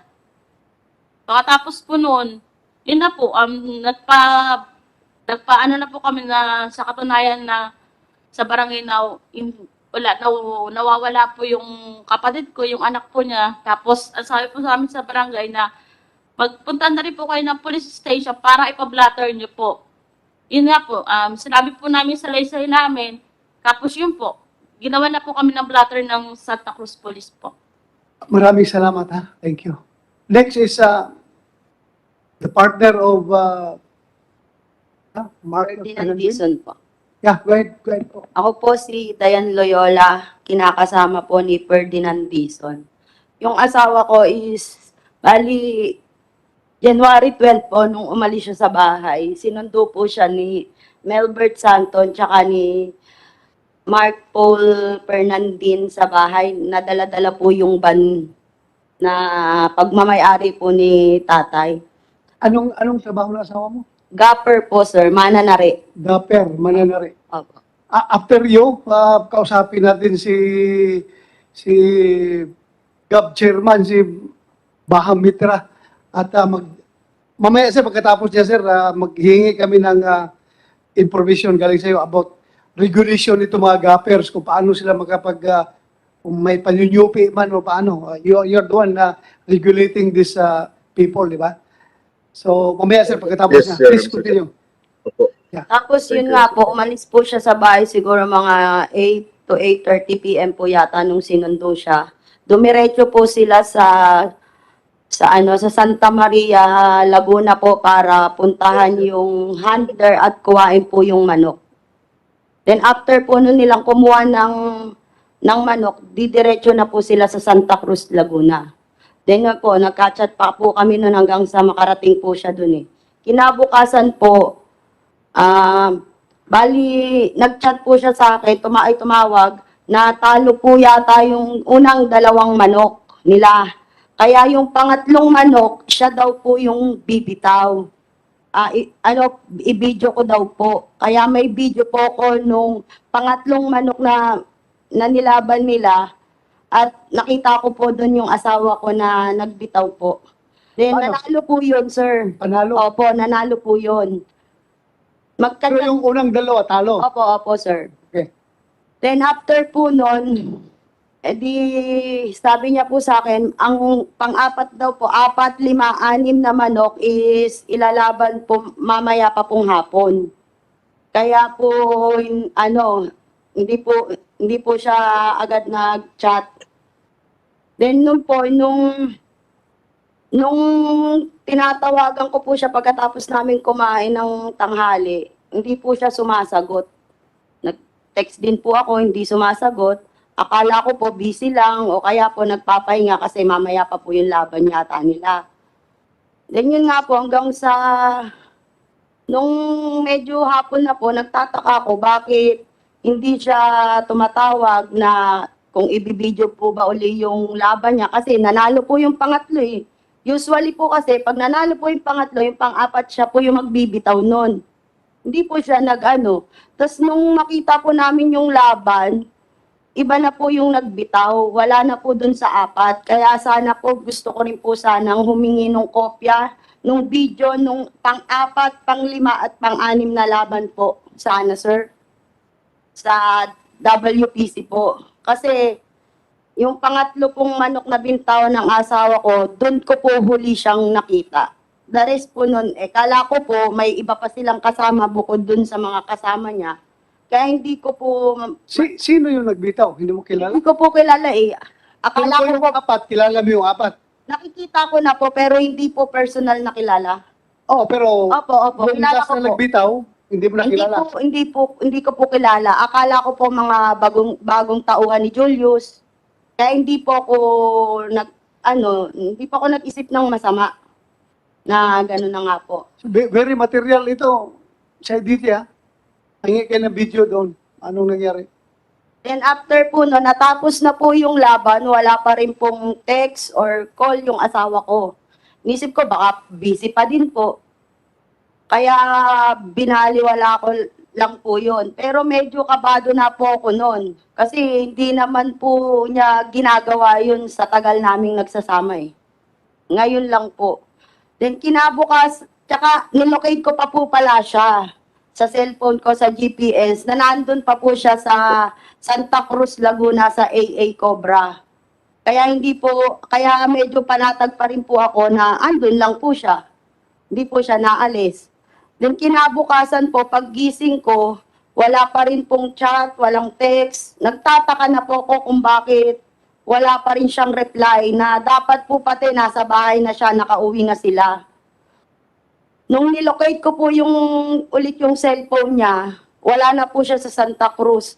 Nasa Muntinlupa na po. Doon na po ako kinabahan. Kasi wala naman po siyang dapat puntahan doon or gawin doon. Mo nalaman na sa Sa GPS po sir, sa location, ano po yung email niya sa akin. Muntinlupa? Opo. Yung Find My Device po sir. Then yun po, doon po ako nagtaka.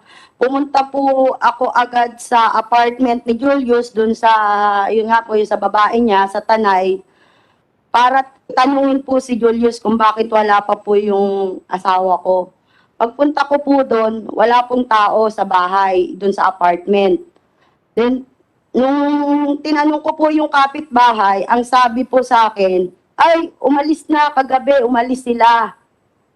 Sila magkakasama po ni Julius Sabilio, Hannah Bonan, Jean Alanid, at saka po si Marvin Flores.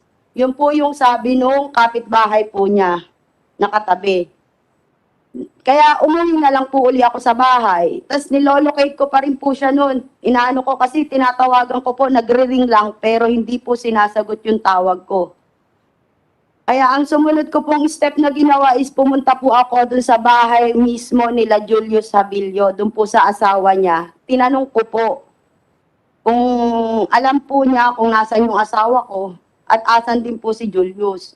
Ang sabi niya lang po sa akin, wala daw po siyang alam, hindi daw niya po alam at hindi daw po pa umuwi si Julius.